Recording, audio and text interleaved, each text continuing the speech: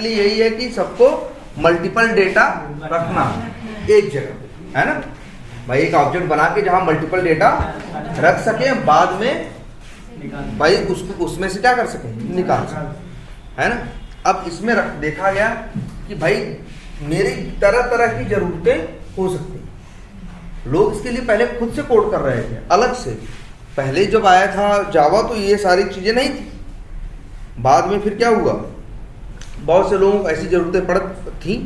भाई अगर एक लैंग्वेज यूज हो रही है तो लाखों लोग यूज कर रहे हैं ना, कई हजार प्रोजेक्ट में वो चीज चल रही है ना, 1000 2000 4000 10,000 जगह चल रही है।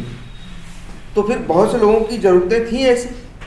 तब उन्होंने क्या किया, उसको आइडेंटिफाई किया, चिन्हित किया, और उसके लिए फिर क्या किया, चीजें बनाई। एरे तो पहले से था, फिर इसके बाद वो लोग ले आए कंसेप्ट, फिर किसका ले आए, लिस्ट का, जो एरे जैसा ही है। देखो एरे अलग चीज हो गई, फिर लिस्ट एक क्या है, इंटरफेस है, हाँ अलग चीज है। और उसके दो चाइल्ड जानते हो तुम, एरे लिस्ट और लिंक लिस्ट। पहले इनके काम देखे गए, काम में ये समझ में आया कि भैया इनमें डेटा डाला जा सकता है। मेरी जरूरत, भाई कुछ लोग आए कि हमको क्या करना है, ढेर सारा डेटा रखना है, लेके रखना है, फिर जिस ऑर्डर में रखना है उसी ऑर्डर में निकालना भी है, और फिर हमें ये भी करना है कि जो ये डेटा है पूरा, जितना डेटा हमने ऐड किया है, तो उसमें से हम जब चाहे क्या कर सकते हैं, कोई पर्टिकुलर भी चाहे तो हम क्या कर सकते हैं, उसको निकाल सकते हैं। और साइज हम क्या कर सकते हैं, बढ़ा सकते हैं। मतलब अपने आप ये साइज क्या करे, कुछ लोगों की जरूरत थी, ऐसा नहीं। और बहुत से लोग ये काम कर रहे थे अपना अपना पर्सनल कोड लिख के। फिर इसी को क्या किया गया, नेट पे डाल, जावा वालों को दिखाया भाई ओपन सोर्स है, जावा वालों ने कहा हाँ सही चीज है, उसको क्या कर लिया, ऐड कर लिया, अपने नए वर्जन में उसको डाल दिया। तो लिस्ट एक इंटरफेस बनाया, एरे लिस्ट और लिंक लिस्ट दोनों में फंक्शनलिटी क्या है, सेम है, लेकिन दोनों का इम्प्लीमेंटेशन क्या है, अलग अलग। एक इंटरफेस उसके 2 या 3 या 4 उसकी चाइल्ड क्लासेस हों, इसका मतलब यही है कि उन चारों में चीजें क्या है, फंक्शनलिटी का नाम सेम है, लेकिन काम करने का तरीका, मतलब नाम क्यों सेम है कि भैया काम सेम है, लेकिन काम करने का अंदर तरीका सबका क्या है, अलग है ना। तो लिस्ट था, तो जो ये था सॉरी, अब उसमें लिस्ट में भी एरे लिस्ट और लिंक लिस्ट, लेकिन दोनों का अपना डेटा रखने का अलग अलग तरीका था। किसी केस में वो अच्छा था और किसी केस में वो अच्छा था। हमें ये देखना है, हमें ये काम बार बार करना है, तो हम ये देखेंगे ना कि इस बार बार काम करने वाले केस में कौन अच्छा है। अच्छा ये अच्छा है तो हम ये यूज करें। फिर ऐसे ही क्या बताया, सेट, अब उसमें भी कई थे, क्या थे, 3 थे ना, एक था हैश सेट, ट्री सेट और लिंक्ड हैश सेट। उसका नाम क्या यही था ना, लिंक्ड हैश सेट।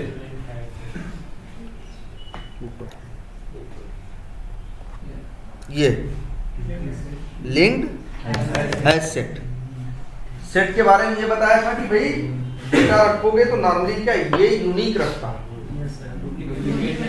अच्छा हाँ डुप्लीकेट नहीं रखता। क्यों,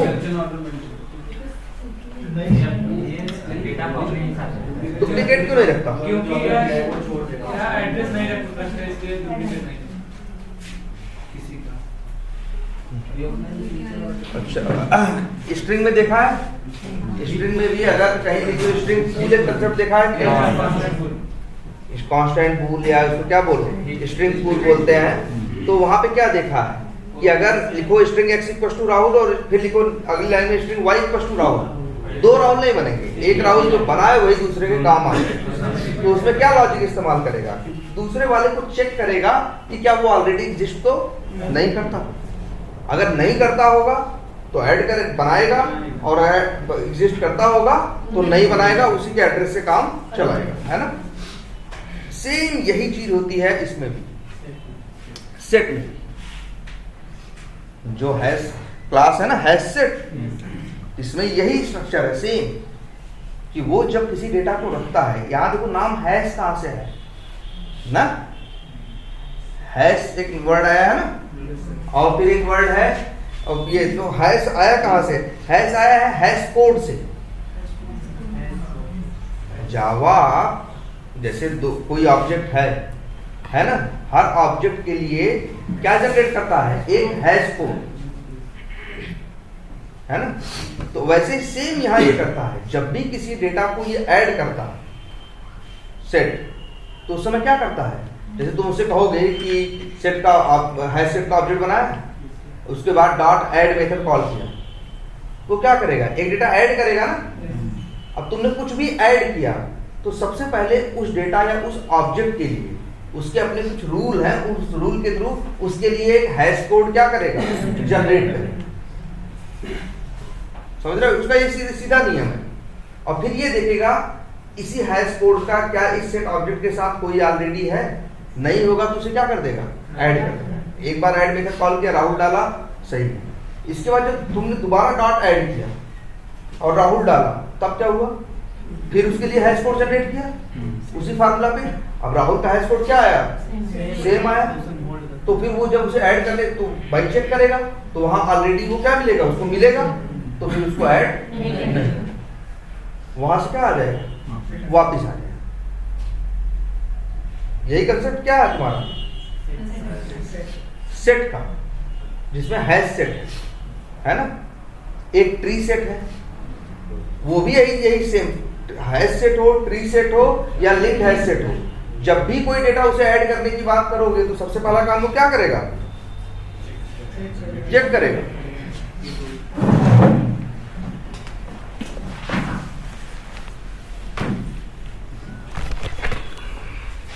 और क्या चेक करेगा कि भैया हैश कोड कोई बहुत बड़ी चीज नहीं है, यही जावा जनरेट करके देता है, खुद ही बना के देता है।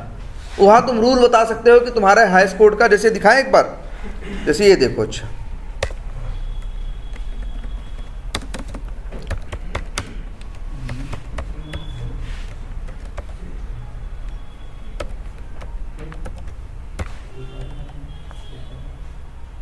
यहां चाहो तो ये लिख दो, अभी यही आदत डालो,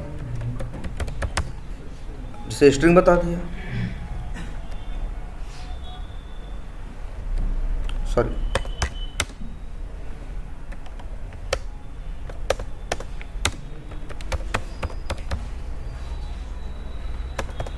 चाहो तो हैश सेट में रख लें या चाहे तो किस में रख सकते हैं, सेट में। लेकिन यहाँ बताना पड़ेगा क्या,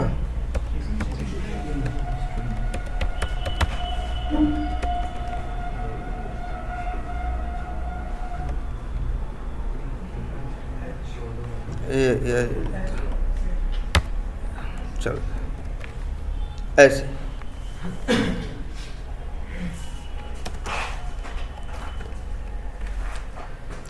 अब जब भी तुम यहाँ, जैसे यहाँ देखो लिखे भी हैं, इवन XYZ ऐड करो, रवि, रमेश, राहुल है ना, जब भी ऐड करेगा तो चेक करेगा उसके पास जो ऑलरेडी है उनका हैश कोड और इसका हैश कोड सेम है कि नहीं।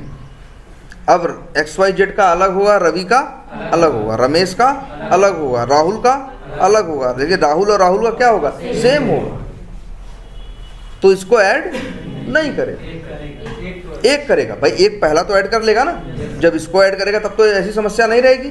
समस्या तब आएगी जब क्या करेगा, दूसरा ऐड करेगा, क्योंकि वो हमेशा डेटा ऐड करने से पहले चेक करता है।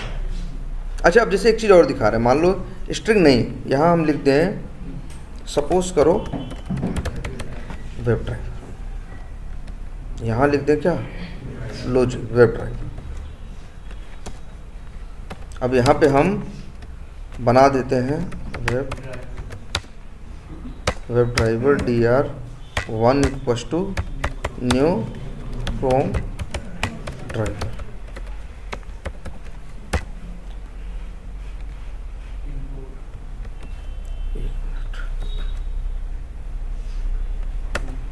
क्यों, अच्छा ये कोई अगल बगल का उठा लिया क्या,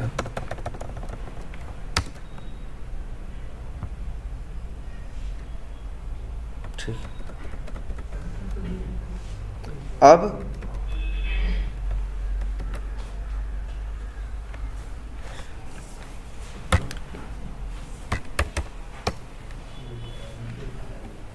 DR1 =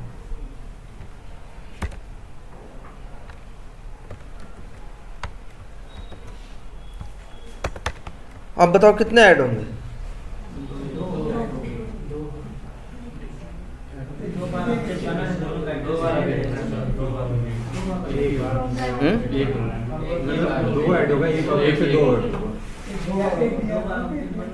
देखो एक चीज ये देखो, एक ऑब्जेक्ट ये बना, ये हीप में अलग बनेगा, ये अलग 8 बाइट लेगा, और ये क्या होगा, अलग लेगा। दो अलग ऑब्जेक्ट है ना। जब दोनों का, अब ये ऐड करेगा पहले को, तो चेक करेगा क्या इसने ऐड किया। पहली बात तो अभी खाली है, कोई नहीं मिलेगा, तो इसको तो ऐड कर ही लेगा। जब दूसरे को ऐड करने की बात आएगी DR2 को, तो इसका देखो ये दो, इस क्या करेगा फिर, इसके लिए जो हैश कोड है DR2 के हैश कोड से सर्च करेगा, तो देखो दोनों का हैश कोड अलग अलग जनरेट होगा, दोनों का हैश कोड अलग अलग जनरेट। हाँ, लेकिन अगर ऐसा कर दे, मान लो, देखो ध्यान से, अभी देखो ऑब्जेक्ट एक बना, उसका एड्रेस DR1 को मिला, और DR1 का ही एड्रेस DR2 के पास है। दोनों के पास एक ही ऑब्जेक्ट का एड्रेस है ना। DR1 का भी हैश कोड और DR2 का भी हैश कोड, वो ऑब्जेक्ट का, भाई एक ही ऑब्जेक्ट है ना, तो हैश कोड सेम ही होगा ना। अब दो ऐड नहीं करेगा।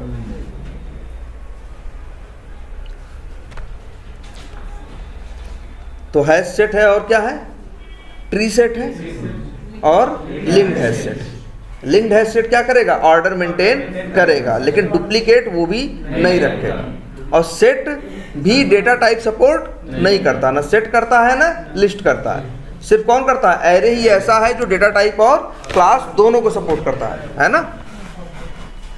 हाँ भाई, ऑब्जेक्ट बनेगा तो क्लास का ही बनेगा ना। ये क्लियर है। फिर हमने ये देखना शुरू किया हुआ था कि सेट में एक समस्या बता रहे थे ना कि यार ऐड करोगे खुद ही रखेगा अपने हिसाब से, जिससे उसको निकालने में सबसे ज़्यादा आसानी और ज़्यादा जल्दी हो।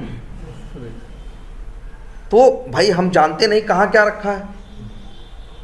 मान लो हम तुमको दिए कि ये लो, एक ट्रक सामान है, अपने यहाँ रखवा दो, है ना। अब तुमने एक ट्रक रखवा दिया, अब बाद में कहेंगे हम कि एक ट्रक दे देना, तो क्या लिस्ट बनाओगे कि पहले नंबर पे ये रखे हैं, दूसरे पे ये रखे हैं, तीसरे पे? यहाँ ज़रूरत ही नहीं लिस्ट बनाने की। मान लो तुम्हारा गोडाउन है, हम तुमको सामान देते हैं, तुम आगे उसको आगे ट्रांसफ़र करते हो। अब हम तुमको दे रहे हों और तुम भी जान रहे हो जिसको देंगे उसको क्या ले जाएगा, पूरा ले जाएगा एक करके। तो लिस्ट बनाओगे तुम नहीं। तब तुम ये करोगे ना, देखोगे कैसे तुम्हें रखने में क्या है सहूलियत है, कि ये सामान ऐसे रख दें, ये रखें ऐसे, तो हमारे यहाँ कम जगह लेगा, ज़्यादा जल्दी ले आएंगे।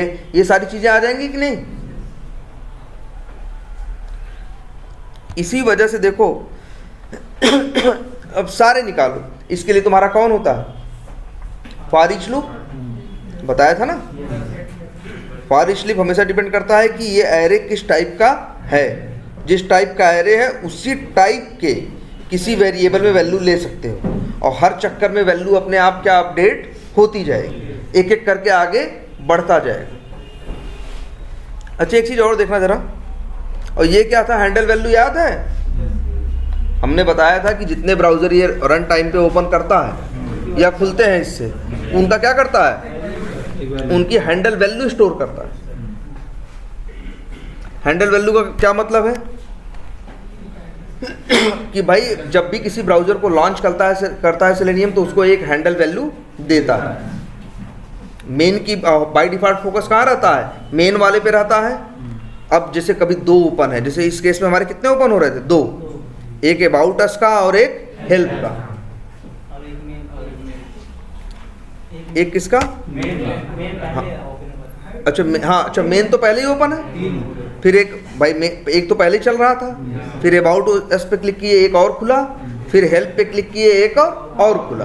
कितनी हो गए, 3।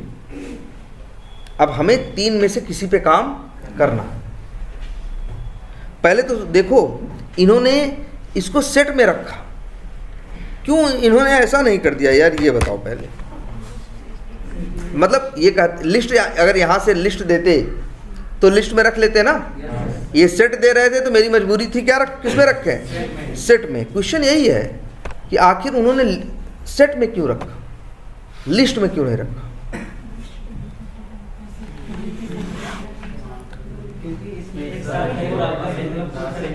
नहीं, लिस्ट कौन सा मना करेगा, यहाँ कोई ऑर्डर की बात, सेट किसी ऑर्डर की बात नहीं करता। जब तुम ट्री सेट की बात करोगे तब वो करेगा, वो भी ट्री सेट का ऑब्जेक्ट बना के ट्री सेट में रखोगे तब, है ना। जब ट्री सेट का ऑब्जेक्ट बनेगा तब ऑर्डर की बात आएगी।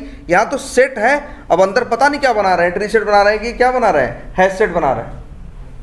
लेकिन जो भी बना रहे हैं कोई सेट ही बना रहे हैं, तभी हम उसको सेट में रख पा रहे हैं। सेट में क्यों रखवाया, लिस्ट में क्यों नहीं रखवाया।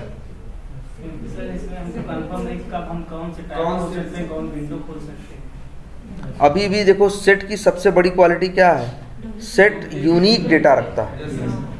तुम बताओ जितनी विंडो खुलती हैं 3, ब्राउज़र हमेशा जब भी काम करता है तो किसके सहारे काम करता है, हैंडल वैल्यूज़ के ना।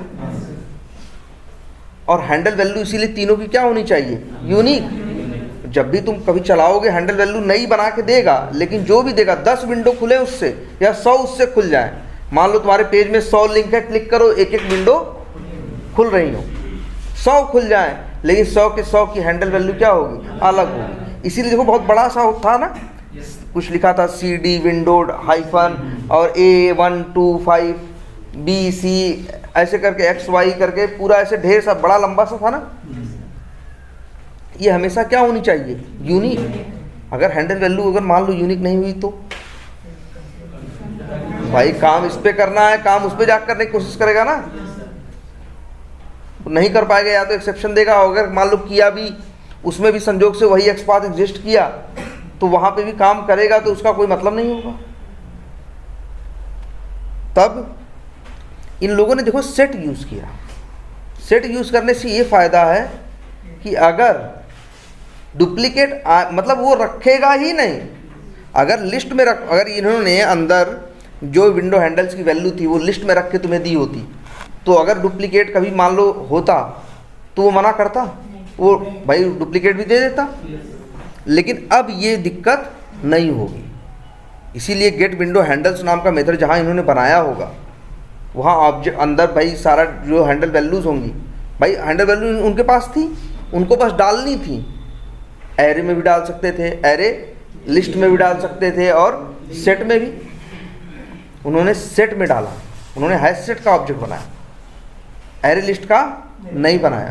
क्योंकि एरे लिस्ट का बनाते या एरे का बनाते तो डुप्लीकेट भी उसमें चला जाता, और डुप्लीकेट किसी भी कंडीशन में काम नहीं करेगा। इसीलिए इन लोगों ने क्या किया, यूज सेट। देखो हर चीज़ का एक रीज़न होगा एकदम स्पेसिफिक कि क्यों ऐसा किया है।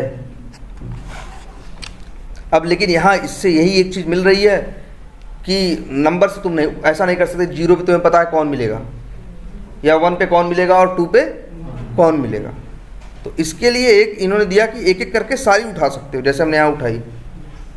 कैसे, फॉर ईच लूप से। लेकिन हैंडल वैल्यू से हम कैसे पहचानें। अभी ये चलेगा तो कितनी हैंडल वैल्यू प्रिंट करेगा, रन करें 3 करेगा। एक तो मेन विंडो खुली है और 2 और खुलेंगे ना।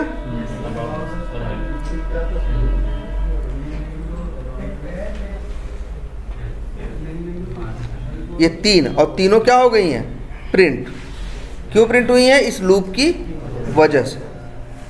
3 बार ये चल रहा है, एक एक करके वैल्यू आ रही हैं। बस हम ये नहीं जानते कि पहले नंबर पे कौन आएगा और दूसरे पे कौन आएगा और तीसरे पे। हमें काम करना है किस पे, आगे हमने कोड लिखा था शायद ना, हाँ ये कमेंट कर दिया था कि भैया क्लोज बटन पे। अब क्लोज बटन इसमें है ना। अच्छा पहले तो ये एक बात ये समझ लो, यहाँ एक ये खुली है, एक ये है और एक वो है। इसे बोलते हैं टैब। ये न्यू टैब में खुली है और वो न्यू विंडो में खुली है। अलग से खुले तो विंडो है, यही अंदर खुले तो टैब है। पहले तो ये याद रखना, सेलेनियम के लिए तीनों एक जैसे हैं, तीनों ही अलग अलग एक तरह से क्या है, विंडो है। कभी ये मत सोचना कि इसके साथ ये और ये एक जैसे हैं और ये क्या है, अलग। तीनों ही क्या है, विंडो है। तीनों के पास हैंडल वैल्यू है, चाहे वो टैब में खुले और चाहे यहाँ खुले। अगर सही हैंडल वैल्यू तुम्हें पता हो तो तुम इस पे भी काम कर सकते हो, इस पे भी और इस पे भी। ये देखो, अगर मान लो हमें हैंडल वैल्यू पता होती कि 1 नंबर पे मिलेगी या 2 नंबर पे, तो जानते हो हम क्या करते? ये तो पहले सेट है, इसमें से तो निकाल नहीं सकते। अगर मान लो हमें पता होती सेकंड नंबर पे है और ये सेट नहीं, मान लो ये लिस्ट रहा होता, ये क्या रहा होता, लिस्ट, तब क्या होता, गेट करते। हमें पता भैया दूसरे नंबर पे है तो 1 भेज देते, और हमें भाई ये स्ट्रिंग टाइप का होता तो हमें क्या मिल जाता, स्ट्रिंग।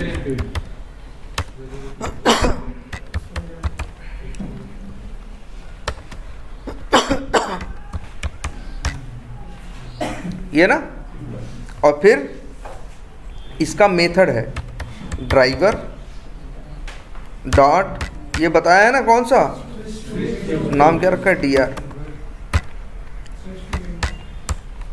Switch to. यहीं से फ्रेम आया था ना, याद है फ्रेम। यहीं से एक और भी है जिसका नाम है क्या, विंडो। और देखो जरा ध्यान से आर्गुमेंट में क्या मांग रहा है, नेम आर हैंडल, है ना, नेम आर हैंडल, वही हैंडल वैल्यू।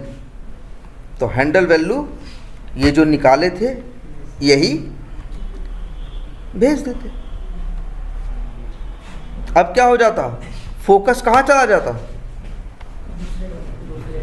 दूसरे पे, और फिर उसमें ये क्लोज बटन काम कर जाता। तो लेकिन ये सब काम नहीं करेगा, क्योंकि सबसे बड़ी बात है ये किस में देता है, सेट में। सेट करेगा तो गेट नाम का मेथड मिलेगा ही नहीं। मेरे पास ऑप्शन यही है, बस कोड तो यही है, ये एक लाइन का, लेकिन हमें ये नहीं पता कि हैंडल वैल्यू किसकी भेजनी है ना। मेरे पास हैंडल वैल्यू यहाँ 3 आएंगी, कौन से मेरे काम की है बताओ। हमें काम इस पे करना है, इस पे, इस क्लोज बटन पे, तो इसी विंडो पे आना है ना। तो इसकी भी हैंडल वैल्यू है, लेकिन हमें ये नहीं पता कि इसकी हैंडल वैल्यू क्या है। 3 है, लेकिन 3 में से एक है, लेकिन कंफर्म इसकी कौन है, पहली है कि दूसरी है कि तीसरी है, इसका आइडिया हमें नहीं है। लिस्ट होता तो हम जानते हैं, लेकिन सेट है, सेट में ये पता नहीं चलता। तीनों निकाल सकते हैं, लेकिन तीनों निकाल के हम करेंगे क्या, सॉरी,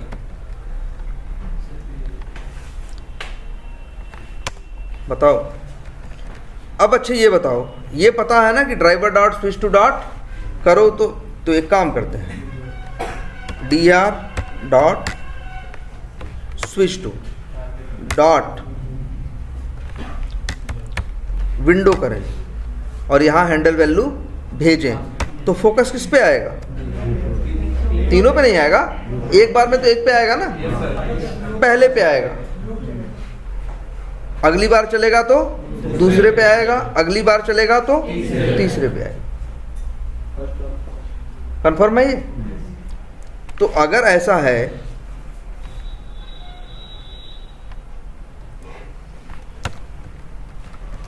अगर अब dr डॉट करोगे, मेथड हम कॉल करें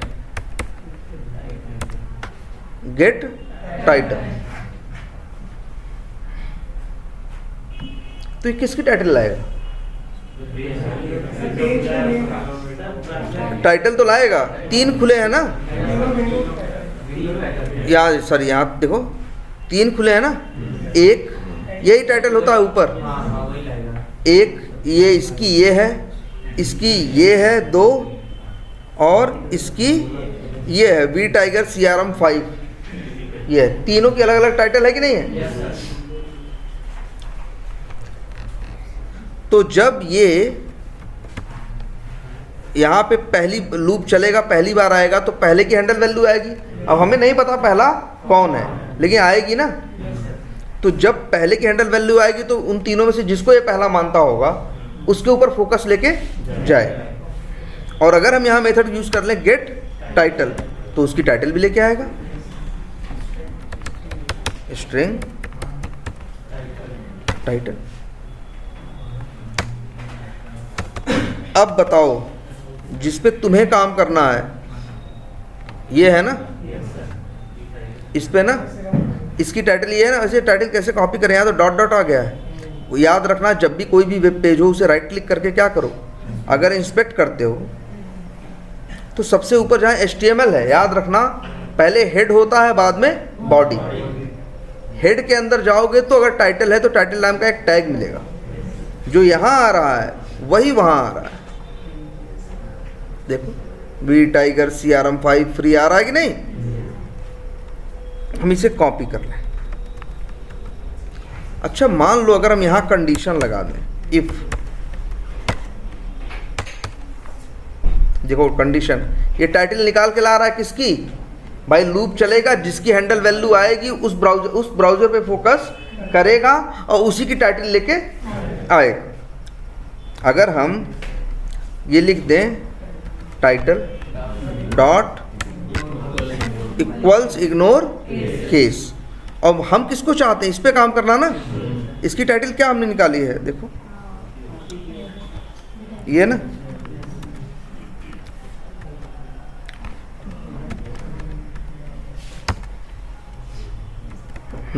ये देखो,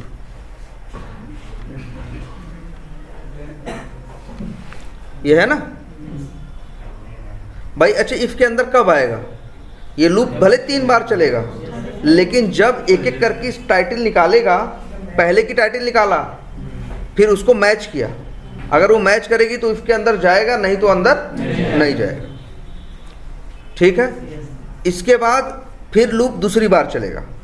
अब क्या करेगा, दूसरी हैंडल वैल्यू निकालेगा, वो उसको दूसरे किसी ब्राउजर पे, वो विंडो पे लेके जाएगा, उसकी टाइटल निकालेगा, अब उसकी टाइटल फिर मैच करेगा। अगर मैच कर गई तो इसके अंदर आएगा, और नहीं मैच की तो नहीं आएगा। फिर जाएगा तीसरे पे ट्राई करेगा, अगर 10 खुली है तो चौथे पे ट्राई करेगा, 5वें पे। लूप चलेगा कि नहीं चलेगा। इसी टाइम पे अगर हम मान लो जब ये मैच कर जाए, तो मैच कब करेगा बताओ, जब हम जिस पे चाहते हैं उस पे, भाई हमने जिस पे चाहते हैं उसी की टाइटल दी थी ना। जब इस पे हम पहुंच जाएंगे तो टाइटल मैच कर जाएगी ना। जब टाइटल मैच कर गई मतलब हम उस पे पहुंच गए हैं। अब हमें क्या फोकस फिर से कहीं चेंज करना है, नहीं, यही फोकस चाहिए हमें ना। अब हम यही कहेंगे, तुम यहाँ लिख दो क्या, ब्रेक का मतलब क्या हुआ, लूप से बाहर निकल आना, और उसी पे फोकस रह गया जिस पे हम अच्छा मान लो यहाँ हम ब्रेक नहीं लिख, भाई कंटिन्यू नहीं लिख दोगे यार, एकदम नहीं। कंटिन्यू लिखने का मतलब है कि ये पढ़ लिए हो तो यहाँ से बाहर मत निकलो, उसी लूप की अगली इटरेशन, अगला चक्कर चलाओ, है ना। ये देखो कि भाई अगर यहाँ पे ये लगा दिए, अब भी ये कोड चलाओगे नहीं चलेगा। यहाँ क्या हुआ, पहले पे फोकस किया 3 में से, उसकी टाइटल निकाला, मैच किया, नहीं मैच किया, आगे बढ़ा। और मान लो यहाँ मैच भी कर लिया तो हम कुछ कर रहे हैं नहीं ना। अगर मान लो हम मैच कर गया तो यहाँ कुछ प्रिंट करा दें,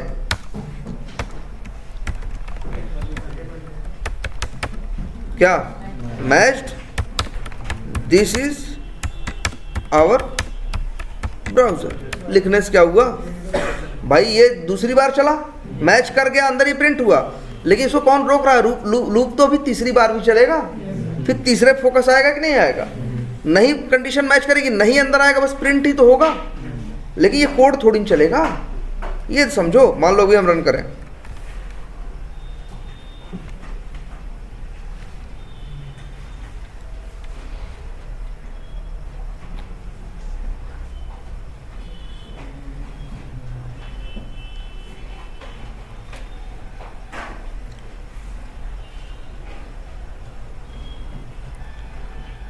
कर दिया, क्यों कर दिया, संजोग अच्छा था, 2 ही 3 थे, वही उसके हिसाब से भी वही तीसरा था जो हमारे हिसाब से भी तीसरा था, लास्ट वाला था। अच्छा मान लो हम ये कहते ये ट्राई इट फ्री, इस पे करो, इस पे करो, इस पे क्लिक करो, व्यू रिसोर्स पे, तब इसका इस भी होता ना।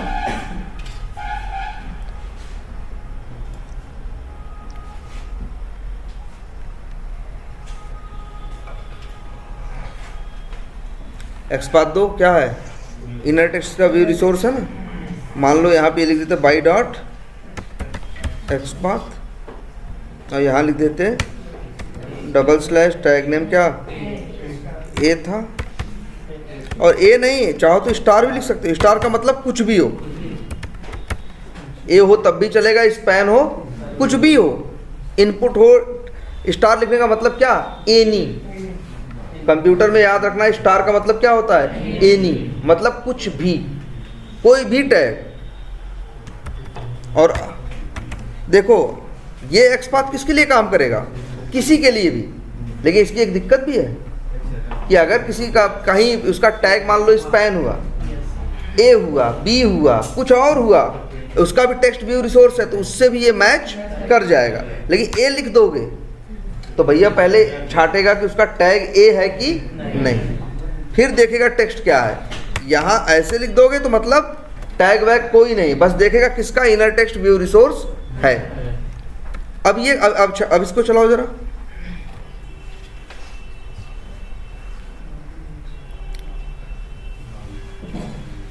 काम करना चाहिए ना,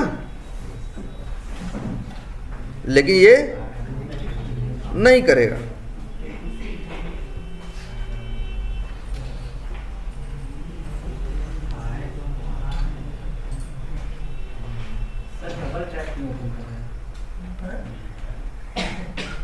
तो 2 बार क्रोम ड्राइवर लिखे होने यार।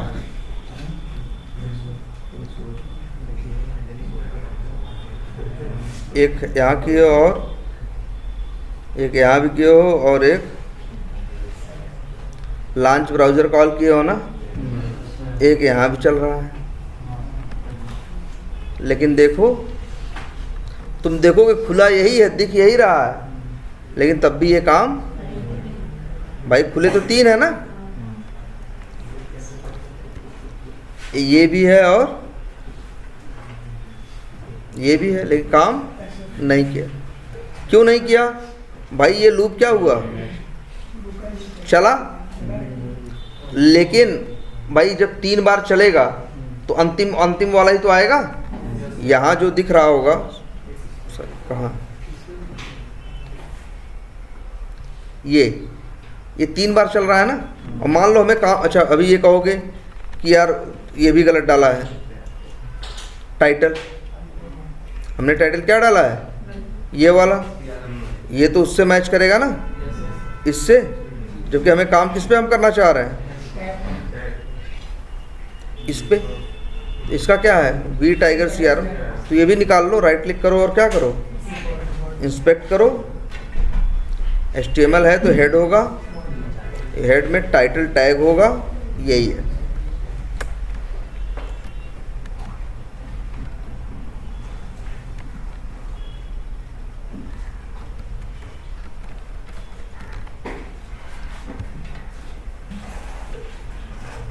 अब भी ये काम नहीं करेगा।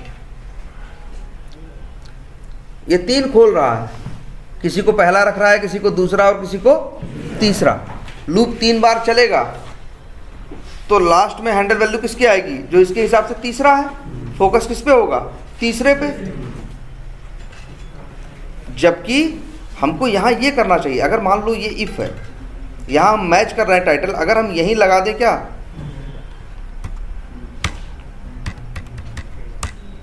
ब्रेक,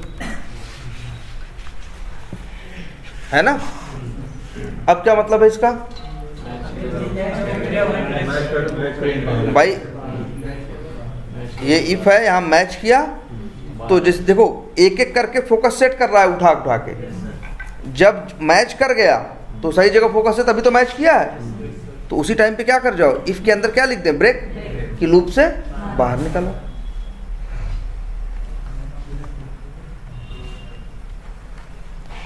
अब ये अच्छा, अब चला के देखो, अब एकदम परफेक्ट काम करेगा, क्योंकि सही टाइम पे जब फोकस आ गया तो लूप से बाहर आ गया, नहीं तो लूप और आगे चलता तो फिर अलग जगह फोकस करता।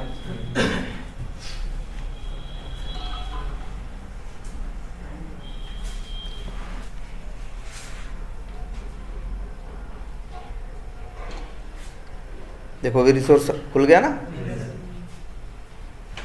बस इतना ही कोड है इसका,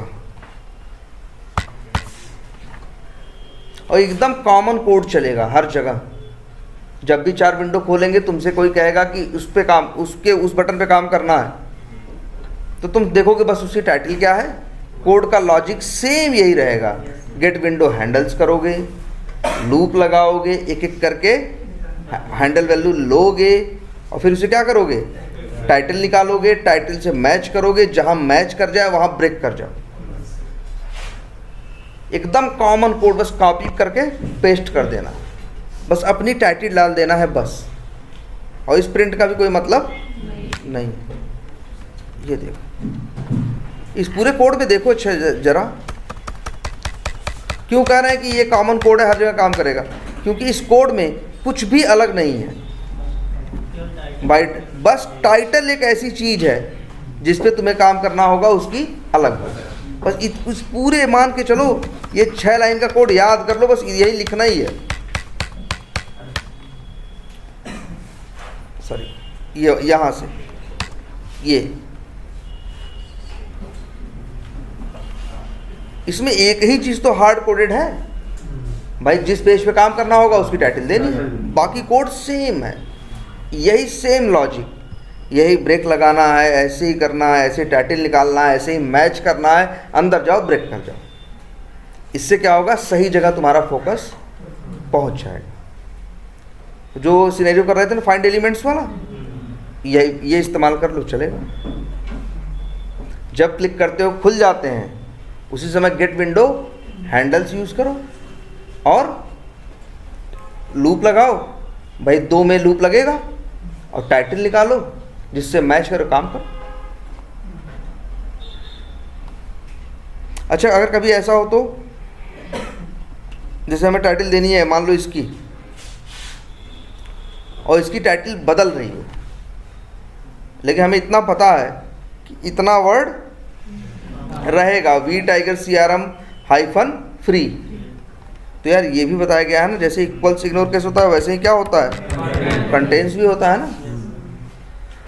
कई बार ऐसा होता है हमारी टाइटल में चीज़ें क्या हो रही हो, जैसे वो है फ्लिपकार्ट वाला एग्जांपल हम बता रहे हैं, वहाँ क्लिक करोगे जिस मोबाइल पे, टाइटल में उसका नाम आएगा, लेकिन कुछ ऐसा लिखा रहेगा कि फ्लिपकार्ट मोबाइल - ऐसे करके, तो तुम ये देखोगे कि फ्लिपकार्ट या मोबाइल ये वर्ड हमेशा आ रहा है, तो वहाँ कंटेंट्स का कंसेप्ट यूज कर लेना है ना। इक्वल्स इग्नोर केस भी, इक्वल्स इग्नोर केस क्या, जब तुम्हें टाइटल हमेशा पता हो कि एग्जैक्टली क्या आएगी। अगर तुम्हें लगता है कि टाइटल आएगा, टाइटल क्या हो सकती है, मतलब चेंज हो सकती है, लेकिन हाँ उसमें इतना वर्ड तो होगा ही होगा, तो उतना ही वर्ड इस्तेमाल कर लो, और इक्वल्स इग्नोर केस की बजाय क्या यूज़ कर लो, कंटेंट्स यूज़ कर लो। ऐसा कोई कंडीशन नहीं कि भैया इक्वल्स इग्नोर केस ही यूज़ करना है। जैसे हमें यहाँ पता है, मान लो यहाँ हमें इस पर काम करना होता, इसकी टाइटल देते अब मान लो कभी ऐसे आ रहा है, वी टाइगर CRM फ्री, कहीं कभी कमर्शियल आ रहा है, कभी ओपन सोर्स आ रहा है, कभी रियलमी आ रहा है, कभी कुछ आ रहा है, लेकिन तब तुमको एक समझ में ये बात आती कि vTiger CRM free -free इतना हर बार आ रहा है, आगे की चीज़ें बदल रही हैं। पूरा यूज़ करोगे तो इक्वल्स इग्नोर केस दोगे, हमने उसमें से उतना हिस्सा यूज़ कर दिया जो यूज़ करने लायक है।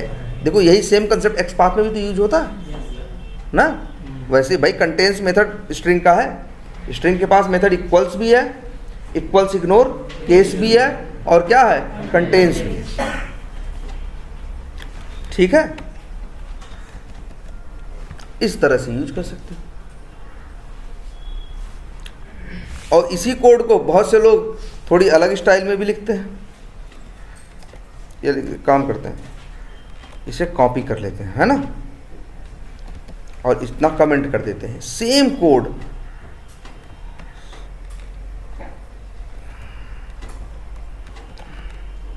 देखो सेम कोड हम क्या कर लिए, कॉपी करके पेस्ट कर लो। इस सेट के पास, अच्छा ये बताओ, अगर ढेर सारी चीज़ें रखी हैं, हमने एक ट्रक चीज़ें दी तुमको, निकाल के हम मांगेंगे तो दोगे? तो कैसे करके दोगे? एक एक करके देते जाओगे? कितनी दोगे? जितनी है। जितनी है का मतलब क्या है? एक एक करके उठाओगे, जब तक दिखता जाएगा उठाते जाओगे, जब खत्म हो जाएगा उठाना बंद कर दोगे, है ना। इसीलिए देखो सेट के पास एक मेथड होता है। जैसे हमने एक ट्रक सामान दे दिया, अब हमने उसको बोला, आदमी को, उठाने वालों को क्या बोलेंगे कि यार उसमें से 1 लाख डिब्बे उठाओ। हमें नहीं पता 1 लाख डिब्बे कि 1,03,000 डिब्बे हैं। हम कह दिए 1 लाख डिब्बे उठाओ, तो क्या करेगा वो? 1 लाख उठाएगा, 3,000 छोड़ देगा। फॉर ईच का क्या मतलब था? फॉर लूप चलना, ईच मतलब प्रत्येक, मतलब एक एक करके सबको उठाना है। इसीलिए उसका नाम क्या था? फॉर ईच था ना। फॉर ईच लूप इसलिए बोलते हैं ना। ये फॉर लूप चलेगा और किसके लिए चलेगा? सब के लिए। वैसे तो देखो फॉर लूप में तुम नहीं लिख सकते हो क्या? i प्लस प्लस की जगह लिख दो i = i+2, तो वो लूप एक एक छोड़ के भागने लगेगा ना। पहले पे चलेगा, तीसरे पे, फिर 5वें पे एक एक छोड़ेगा ना। लेकिन फॉर ईच लूप ऐसा नहीं करता। फॉर ईच लूप इसलिए उसका नाम क्या है? For each. एक एक करके उठाएगा, उसमें तुम्हें बताना नहीं पड़ता कहाँ से कहाँ तक। ये देखा ना, इसके पहले फॉर ईच था ना, एक एक करके सबको उठाएगा। फॉर लूप में तुम्हारे पास ये पावर रहती है ना कि हम पहली उठाएं, फिर तीसरी उठाएं। अब मेरा मन है कि पहली उठाएं, चौथी उठाएं, 7वीं उठाएं, 10वीं उठाएं, ऐसे उठाएं।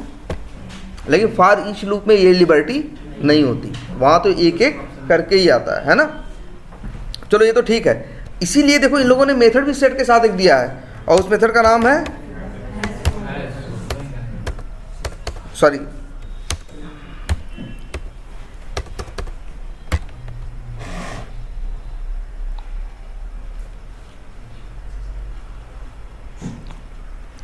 इसमें नहीं दिया है।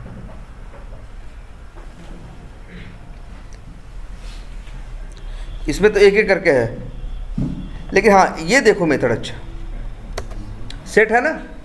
सेट के पास एक और मेथड मिलेगा,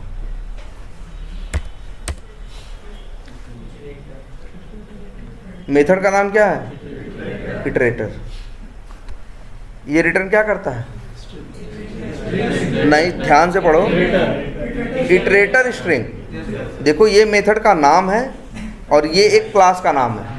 इस मेथड का नाम सेट वाले अलग भी रख सकते थे। तो यहाँ कहोगे इटरेटर एक मेथड है जो सेट का है। किसका है? सेट का। सेट का एक मेथड कौन है? इटरेटर। वो अब रिटर्न करता है एक ऑब्जेक्ट, उस क्लास का नाम इटरेटर है। दोनों अलग अलग बातें हैं। इटरेटर मेथड जो है सेट क्लास के अंदर बनाया गया है, और इटरेटर क्लास एक अलग चीज़ है। उसका नाम ये जरूरी नहीं इटरेटर ही रखते, एक्स भी रख सकते थे भाई। सेट वाले इसका नाम क्या रख सकते थे? एक्स भी, लेकिन नाम ऐसा ही रखते हैं जैसा उसका काम होता है। इसीलिए नाम क्या रखा? इटरेटर। और फिर यहाँ तुमको मिल रहा है इटरेटर। अब तुम कहोगे अगर हम इसको कोड को लिखें तो क्या लिखें? ऐसे। अब इसको लिखे तो ये लिखे ना, जो भाई जो रिटर्न टाइप था क्या था? इटरेटर।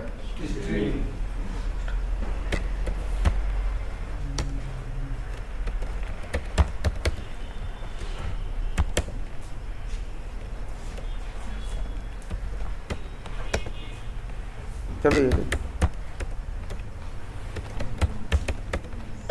ऐसे देखो, ये एक नई चीज तुमने देखी। अभी तक सेट पढ़ा था ना, उसमें इसके चाइल्ड थे hash set, linked hash set, और क्या ट्री सेट है ना। उनका अलग अलग तरीका था। यूनिक तो सभी यूनिक ही रखते थे, लेकिन एक कोई ऑर्डर नहीं मेंटेन करता था, एक शॉर्टिंग करके रखता था और एक ऑर्डर मेंटेन करता था, है ना। ये देखो जरा। लेकिन एक और भी चीज होती है इटरेटर। डेटा इटरेटर में भी रख सकते हो। इटरेटर एक स्ट्रिंग है ना, ये भी एक क्लास में को क्या है इम्प्लीमेंटेड है, उसका ऑब्जेक्ट बना के डेटा जैसे सेट में रखते हैं ना, जैसे सेट हमारे लिए है, लिस्ट है, एरे है, वैसे ये कौन होता है? इटरेटर। इटरेटर की क्वालिटी जानते हो क्या होती है? इसकी सबसे अच्छी क्वालिटी ये होती है, जैसे इसमें रख दिए डेटा, जितना हटाता जाता है उतनी जगह भी खाली करता चला जाता है। जैसे लिस्ट है, मान लो लिस्ट में 100 डेटा है, तुमसे कहें निकालो, एक एक करके निकाल लोगे लूप लगा के, तो डेटा क्या खत्म हो जाएगा? डेटा रहेगा, मेमोरी लेगा। अगर 1 लाख डेटा है, एक एक करके निकालो लिस्ट में से, तो क्या होगा? एक एक करके निकालेगा। लेकिन क्या जब 90,000 नंबर का डेटा निकालेगा तो पुराना वाला हटा देगा? नहीं, रहेगा। सेट के साथ भी ऐसा ही है, भले ऑर्डर मेंटेन नहीं करता, लेकिन डेटा जो देते हो उसको क्या करता है? रखता है। उससे 10 बार मांगोगे, 10 बार लूप लगा के, तो 10 बार देगा। लेकिन इटरेटर इसी मामले में थोड़ा अलग है, ये भी डेटा देता है, लेकिन जितना डेटा दे देता है उसको डिलीट भी कर देता है, गार्बेज कलेक्टर को पीछे लेके चलता है। दोबारा से यूज नहीं कर नहीं, हाँ, दोबारा यूज नहीं कर सकते। एक इटरेटर में से डेटा अगर तुम एक बार कोई निकाल लिए, तुम चाहो कि वही डेटा हम दोबारा निकाल, लिस्ट में से निकाल लोगे, सेट में से निकाल लोगे, इटरेटर में से निकाल नहीं पाओगे। याद रखो, इटरेटर की यही क्वालिटी है, लेकिन अच्छी बात भी है। मान लो 1 लाख, जब भी हमें कभी ज़्यादा डेटा के साथ काम करना होता है, हम लोग हमेशा इटरेटर यूज़ करते हैं कि जो अगर मेरी ज़रूरत ऐसी है कि ढेर सारा डेटा है और एक बार यूज करना है बस, फिर इसको यूज करना, फिर अगले को, फिर अगले को, फिर अगले को, फिर अगले को, हमें जो यूज कर लिया उसको दोबारा यूज नहीं करना, मेरी ज़रूरत ऐसी कह रही। मान लो कहीं एक्सेल में 1 लाख या 10 लाख डेटा रखा है, हमसे कहा गया वो डेटा लेके एक एक करके उठाओ और सब पे ये काम करो। हम सब पे हमको दोबारा नहीं चाहिए, कितनी बार चाहिए? एक बार। अगर मान लो दोबारा चाहिए हो या नहीं भी चाहिए हो, अगर लिस्ट में रख लेते, सेट में रख लेते, तो क्या होता? वो 1 लाख डेटा पहला रीड कर लिए, कोई बात नहीं, पहला पढ़ा है। दूसरा रीड कर रहे हो, कोई बात नहीं, दूसरा भी पढ़ा है, पहला भी पढ़ा है, तीसरा रीड, मतलब जो है वो है। अगर 1 लाख डेटा है, जब तुम 90,000 नंबर का डेटा इस्तेमाल करोगे, तब भी 89,999 जो डेटा है वो वहीं रहेंगे, वो अपनी मेमोरी लेते रहेंगे, तुम्हारी रैम फ्री नहीं करेंगे। जबकि तुम्हारी जरूरत थी कि हमने रीड कर लिया, काम खत्म, या एक एक करके हटाएं, इधर उधर करें। इसी वजह से आया पिक्चर में क्या? इटरेटर। इसके अंदर खुद ये होता है कि जब भी एक डेटा रीड कर लोगे तो उसको डिलीट कर देगा, दूसरा रीड करोगे तो उससे क्या कर देगा? डिलीट। तो दोबारा रीड नहीं कर सकते, एक ही बार रीड करने का मौका मिलेगा। तुम बताओ यहां भी क्या करोगे 3 बार रीड करके? यार तुम्हें तो तीनों ब्राउजर की हैंडल वैल्यूज है, निकालनी है। एक बार रीड कर लिया, वो नहीं मैच किया तो काम का नहीं, दूसरा उठाया, मैच कर गया, फिर लूप से क्या हो गया? हम बाहर निकल गए। तो यही ये देखो, जैसे फॉर इटरेटर के साथ एक मेथड होता है जिसका नाम होता है क्या? अच्छा, इटरेटर कब तक चलेगा? हम रीड तो करेंगे जब तक वैल्यू रहेगी। और ये कैसे पता चलता है? इस मेथड से, हैज नेक्स्ट। ये क्या रिटर्न कर रहा है? बूलियन। ये तब तक ट्रू देता है जब तक डेटा रहता है। जब आखिरी डेटा रिटर्न रीड कर लेगा तब उससे यही मेथड, यही लाइन चलवाओगे तो क्या कहेगा? फॉल्स।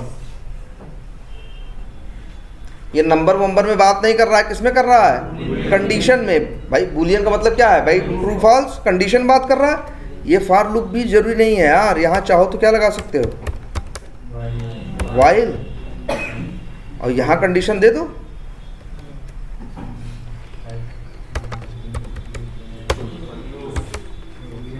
ट्रू, है ना? ये भाई ट्रू लिखो चाहे ना लिखो। अब क्या मतलब है? यार लिख ही देते हैं कि ये तब तक लूप चलेगा जब तक हैज नेक्स्ट की वैल्यू क्या रहेगी? ट्रू रहेगी। और ट्रू कब तक रहेगी? जब तक डेटा बचा रहेगा। जब आखिरी डेटा रीड कर लेगा तो हैज नेक्स्ट की वैल्यू क्या आएगी? फॉल्स। और लूप से क्या हो जाएगा? इटरेटर काम की चीज़ है, खासकर तब जब एक बार डेटा यूज़ कर लिया, आगे उसकी ज़रूरत नहीं है। तो अच्छी बात है, उसे कहाँ रखो, इटरेटर। और ख़ास करके जब ज़्यादा डेटा के साथ हमें काम करना होता है, तब वहाँ इटरेटर यूज़ करते हैं कि धीरे धीरे मेमोरी मेरी क्या करता जाता है, ये खाली फ्री करता, जो यूज कर रहा है फ्री कर रहा है। लेकिन ये काम लिस्ट और सेट नहीं करते। मेरे रैम में से अगर 1 लाख एलिमेंट हमने रखे ऑब्जेक्ट, तो 8 लाख बाइट वो ले लेगा और छोड़ेगा नहीं। लेकिन हाँ, वो ये भी ऑप्शन देगा कि दोबारा उसे रीड कर सकते, लेकिन ये ऑप्शन नहीं देता। तो अपने ज़रूरत देख लो ना। तो आज से एक चीज़ और क्या पता है, इटरेटर। लेकिन इसमें हैंडल वैल्यू कैसे निकालोगे? तो जो इटरेटर होता है हैज़ नेक्स्ट, तो ये बताता है कि आगे डेटा है या नहीं है। एक मेथड और होता है क्या, नेक्स्ट, जो एक एक करके डेटा अगला अगला अगला अगला देता चला जाता है। तो हम इसका यूज़ करते हैं, नेक्स्ट मेथड का। इससे हमें डेटा मिलता है। जब स्टार्ट करेंगे, नेक्स्ट पहली बार चलेगा तो पहला मिलेगा, लूप दूसरी बार जाएगा तो दूसरा मिलेगा, एक एक करके डेटा मिलता जाएगा और उसे डिलीट भी वो करता जाएगा। तो ऐसे भी लोग करते हैं इसको। इस कोड को सेम ऐसे भी लिखा जा सकता था।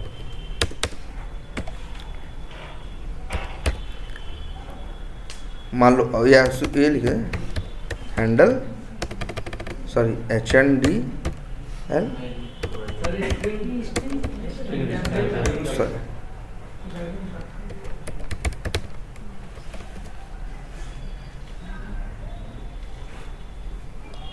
कहीं ये वर्ड और इस्तेमाल किया है क्या?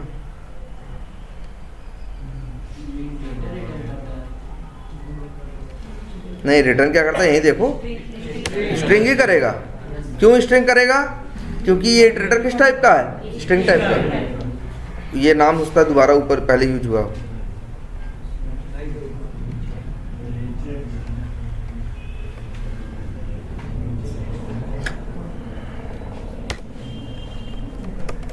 करली ब्रेसेस क्या था, तो कुछ भी लिखा होता तो एरर आती। ऐसे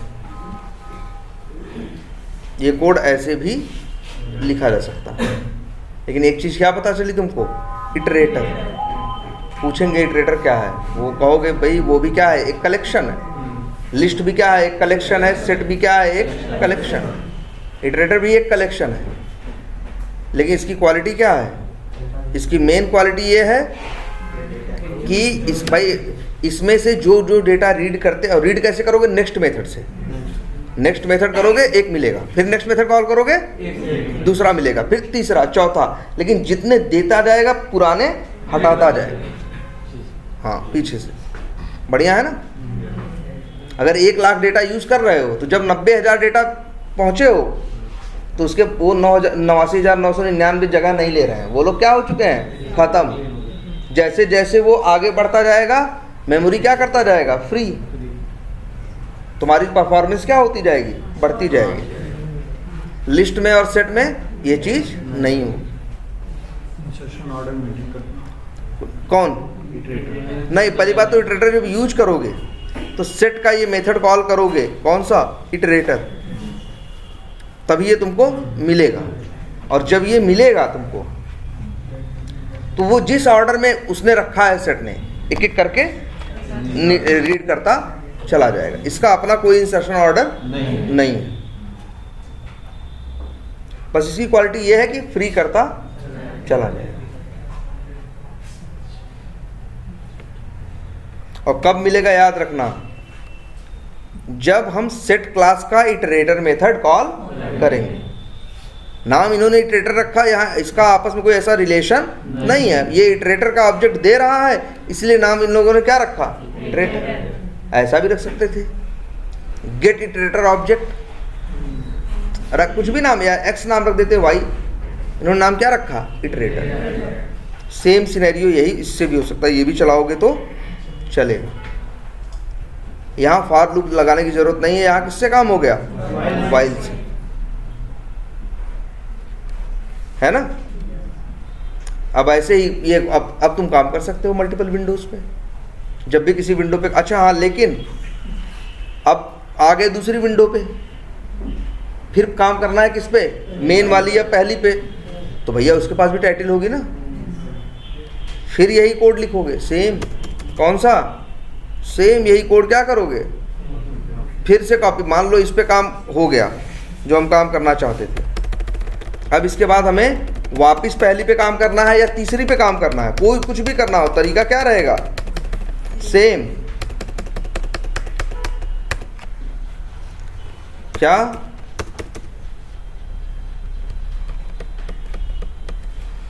फिर से यही कोड, बस ऐसे कर दोगे, बस इतना करोगे भाई, 2 बार तो नहीं कर सकते, इसको ऐसे कर दोगे, है ना। और यहाँ जो टाइटल होगी, हाँ टाइटल किसकी दे देंगे, मेन वाले की। मेन वाले की टाइटल क्या है, ये है ना, एडमिन माई होम पेज, नहीं, लॉगिन पेज आने पे क्या रहता है,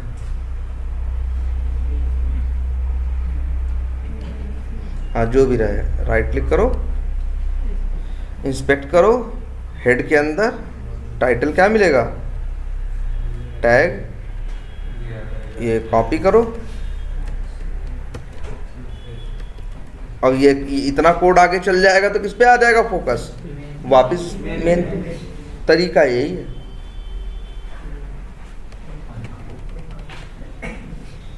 है ना। और अगर ये भी है, ये अच्छा ये देख रहे हो ना, सेम कोड ये भी है और सेम कोड ये भी है, बस एक ही लाइन का तो अंतर है, एक ही वर्ड का, किसका, टाइटल का ना। हम चाहें तो ये कोड बार बार लिखने के बजाय एक मेथड में डाल दें, और भाई जो चीज़ हार्ड कोडेड है उसे आर्गुमेंट से रिप्लेस कर दें। बहुत से, हम सभी ऐसा लगभग करते हैं। इस काम के लिए हम लोग अक्सर क्या करते हैं, एक मेथड ही बना लेते हैं ऐसे, उसका नाम ही रख देते हैं, क्या उसका नाम कुछ भी रख दें, public void switch to window by title. Title के सहारे ही कर रहा है ना। और ये लो ऐसे कर दिया, ये लो आर्गुमेंट, भाई इसको ड्राइवर चाहिए तो यहाँ एक ऑब्जेक्ट दे दिया, किसका, वेब ड्राइवर dr का। और क्या, एक चीज़ ये हार्ड कोडेड है ना, ये मेथड कॉल करोगे तो हमेशा इसी पे जाएगा ना। इसको हटाओ, एक आर्गुमेंट और दो, स्ट्रिंग, क्या इसको लिख दो एक्सपेक्टेड टाइटल ना, और वही यहाँ पे पास कर दो, लो जी, बन गया कोड। कुछ ज़्यादा तो नहीं किया ना। अब इसको यहाँ जो बार बार ये कोड लिख रहे हैं, कोड लिखने की ज़रूरत नहीं है, ये सब हटाओ, ये भी हटाओ और ये भी हटाओ।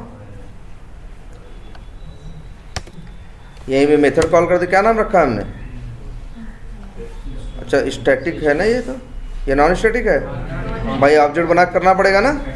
चलो इसको भी क्या अभी बना दे रहे हैं चलाने के लिए, बस वैसे हम चीज़ें क्या बनाते हैं, नॉन स्टैटिक। अब यहाँ पे हम लिख दें क्या, सॉरी,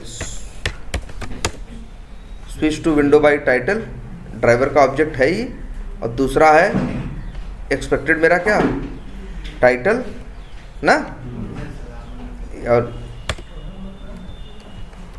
लो हो गया, फोकस आ गया किस पे, उस विंडो या उस टैब पे आ गया जिसकी टाइटल ये है। फिर आगे काम करना है, इतना कोड लिखने की ज़रूरत नहीं है, हमें क्या लिखना है, सिर्फ देखो क्या, और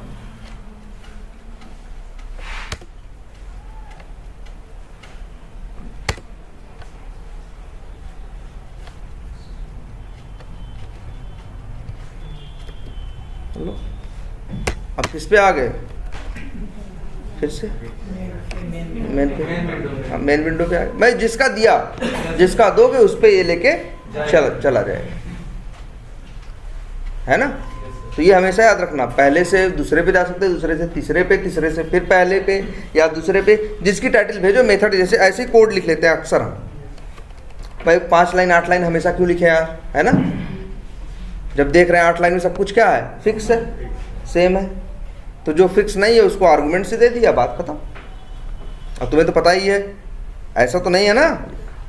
यहाँ DR लिखे हैं इसी वजह से यहाँ भी DR लिखना है। यहाँ चाहे तो क्या लिख सकते हैं, ड्राइवर। तो अंदर हमें क्या वर्ड इस्तेमाल करना पड़ेगा, ड्राइवर। बस उसे चाहिए वेब ड्राइवर का ऑब्जेक्ट। ये लो,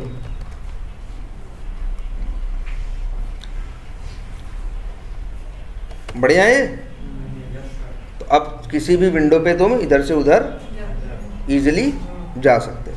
अब फ्लिपकार्ट वाला सिनेरियो कर सकते हो, है ना, या इसका भी। अब अच्छा, इसी में इंटरव्यू में कई बार क्वेश्चन पूछते हैं कि मेरे कंडीशन ऐसी है कि 4 ब्राउज़र खुले हैं, 4 में से हम चाहते हैं 3 बंद हो जाए और जिस पे काम करना है सिर्फ वही क्या रहे, खुला रहे। तो यहाँ क्या कंडीशन है भाई, टाइटल से मैचिंग यहाँ भी कराएंगे, यहाँ ब्रेक नहीं करेंगे। जो मैच कर जाएगा उसे हम क्या कर देंगे, क्लोज। जो मैच करेगा उसे हम क्या करेंगे, नहीं, जो मैच करेगा नहीं, जो मैच नहीं करेगा, जो मैच नहीं करेगा उसे हम क्या कर देंगे, क्लोज। क्लोज कैसे, ऐसे DR dot driver dot close. अब क्या होगा भाई, 4 की टाइटल है, 1 की मैच करेगी, 3 की नहीं करेगी, है ना। 1 को छोड़ के सबको क्या कर देगा भाई, ये 3 कंडीशन में अंदर जाएगा।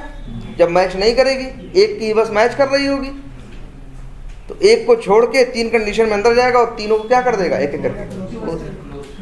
याद रखना, स्विच टू विंडो में जिसकी हैंडल वैल्यू जाती है, फोकस उस पर जाता है। अब काम उस पर कर सकता है।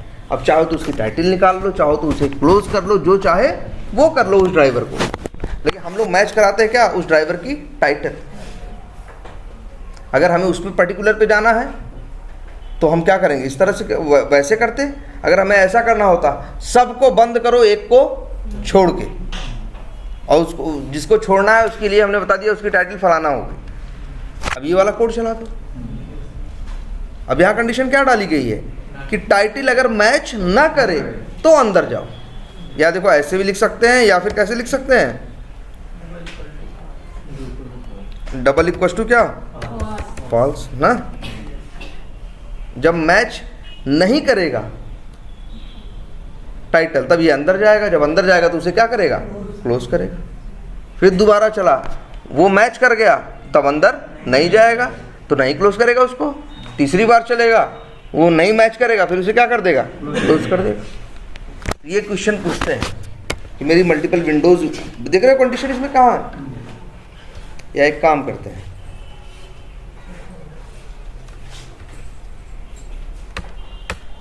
एक मेथड ऐसे ही बना देते हैं। ये तो हो गया किसी पर्टिकुलर विंडो पे जाने के लिए टाइटल के सहारे, और ये हो गया स्विच टू, नहीं ना इसका नाम रखें,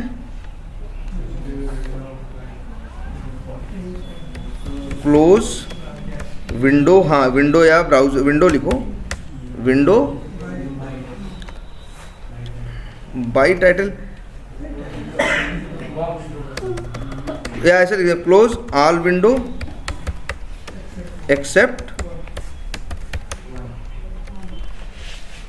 ये सबको बंद करो 1, और बाई टाइटल लिख दें ऐसे। अब जिसकी टाइटल भेजोगे उसको छोड़ के बाकियों को क्या करेगा, क्लोज कर दे। और ये क्या करेगा, जिसकी टाइटल भेजोगे उसके ऊपर फोकस लेके जाएगा।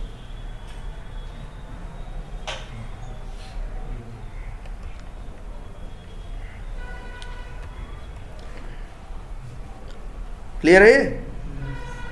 तो अब मल्टीपल ब्राउजर पे, मल्टीपल विंडो पे, और विंडो हो चाहे टैब हो चाहे जो हो, सब छोटा दिखे चाहे बड़ा दिखे, सब इसके लिए क्या है, अलग अलग है।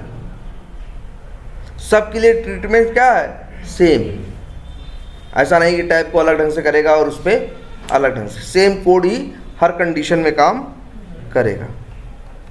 और चाहो तो इटरेटर में रख के यूज़ कर लो, और चाहो तो डायरेक्ट बताया था ना फॉर ईच लूप, उससे कर लो।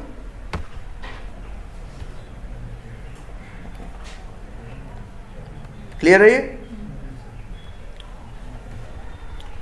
अच्छा, एक बात और याद रखना, तुम लोग यूज करते हो ना ड्राइवर डॉट क्लोज, इसीलिए कहा गया जैसे 3 विंडो खुली हैं, या मान लो एक विंडो है, उसमें एक टैब है और एक अलग विंडो, इसके लिए तो मान के चलो तीनों ही क्या है, अलग अलग।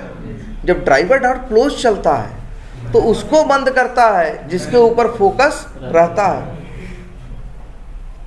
लेकिन एक और बताया गया ना ड्राइवर डॉट क्विट, 2 मेथड है, ड्राइवर डॉट क्लोज और ड्राइवर डॉट क्विट। क्विट जो होता है वो सब बंद कर देता है, उसके थ्रू चाहे 5 ओपन हुए चाहे 10, सबके सबको बंद कर देता। क्लियर है ये पूछते हैं इसीलिए क्लोज और क्विट में अंतर क्या है। क्लोज सिर्फ उसी को बंद करेगा जिस ड्राइवर के ऊपर उसका फोकस होगा, और क्विट सबको। क्लियर है ये? तो टाइटल के सारे भी करो, इसमें एक और ऑप्शन भी चलता है यूआरएल वाला भी। कई बार कुछ ऐसी विंडो दिख जाती है ना जिनके पास टाइटल होती ही नहीं, भाई डेवलपर ही तो बनाने वाला था, नहीं बनाया। अब हाँ, तो जैसे यहाँ गेट टाइटल कर रहे हैं और टाइटल मैच करा रहे हैं, वैसे वो लोग गेट टाइटल के बजाय गेट करंट यूआरएल लिखते हैं और वो यूआरएल से मैच कराते हैं। जानते हो, इसीलिए हम लोग एक मेथड ये भी बना देते हैं और एक मेथड ये भी बना देते हैं। क्या?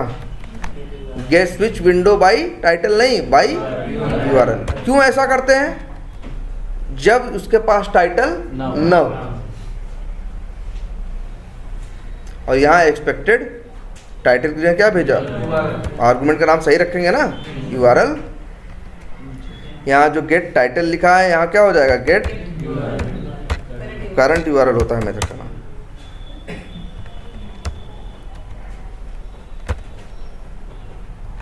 बस कोड ये हो गया। लो जी, अगर टाइटल नहीं है तो ये वाला यूज कर लो, नहीं हो तो वो वाला यूज कर लो।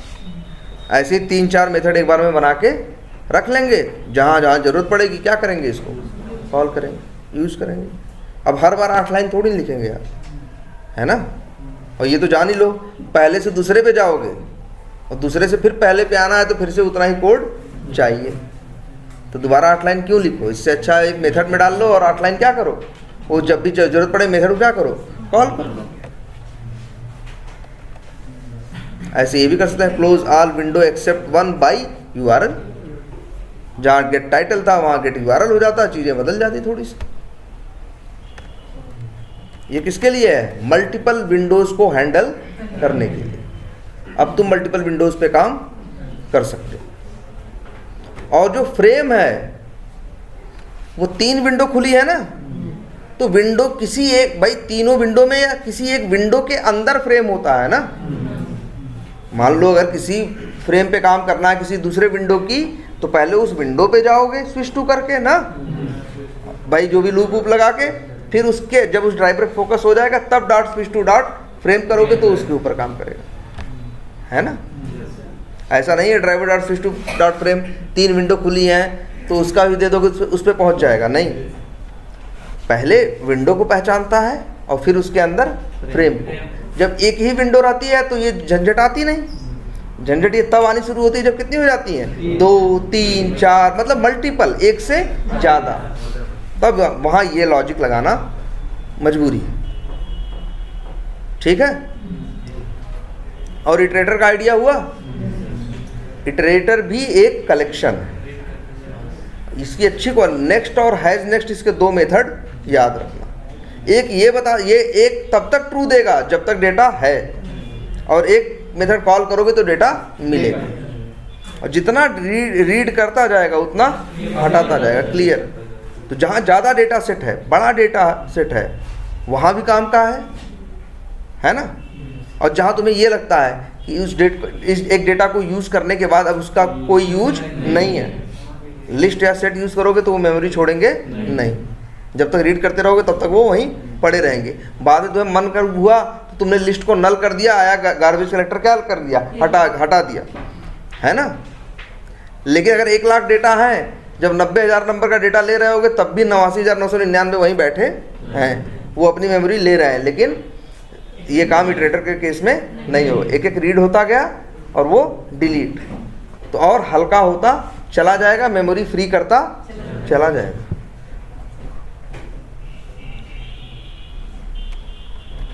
क्लियर है ये? चलो ठीक है, फिर आज इतना ही रखते हैं। और ये बताओ